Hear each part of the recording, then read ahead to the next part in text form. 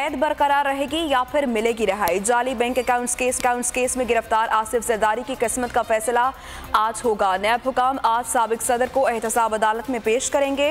आपको बताएं कि साबिक सदर आसिफ अली जरदारी जो कि नैब की इस वक्त हिरासत में है, दूसरी बार आज एहतसाब अदालत में पेश किया जाएगा। उनको बात करेंगे। अस्मा नवाज हमारे साथ मौजूद है।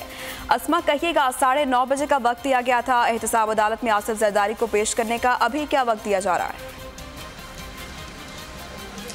अभी तकरीबन 12 बजे का बताया जा रहा है कि जरदारी साहब यहाँ पे पहुँचेंगे। आसिफ अली जरदारी को 10 जून को नैब ने जाली अकाउंट केस में गिरफ्तार किया था और 10 रोज़ा जिस्मानी रिमांड लिया था। 10 रोज़ा जिस्मानी रिमांड मुकम्मल होने के बाद आज दोबारा उन्हें अदालत में पेश किया जाएगा और वहाँ पे लतीफ़ खोसा और काफ़ी जो पीपल्स पार्टी के रहनुमा हैं वो पहुँच चुके हैं।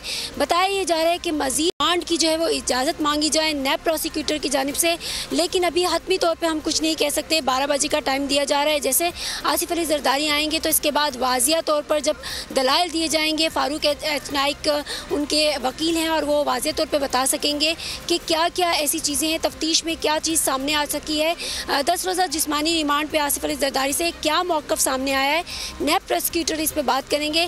फिलहाल एहतसाब अदालत में अभी पीपल्स पार्टी के कुछ रहनुमा ज़रूर पहुँचे हैं। इसके साथ साथ 21 जून को जो आज मोहतरमा की सालगिरह भी है और ये दिन उनके लिए पीपल्स पार्टी के लिए वैसे ही बहुत अहम है। काफ़ी रहनुमा का ये कहना है कि हम उम्मीद करते हैं कि आज शायद उनकी दरख्वास्त के हवाले से कुछ बेहतर नतीजा सामने आ सके।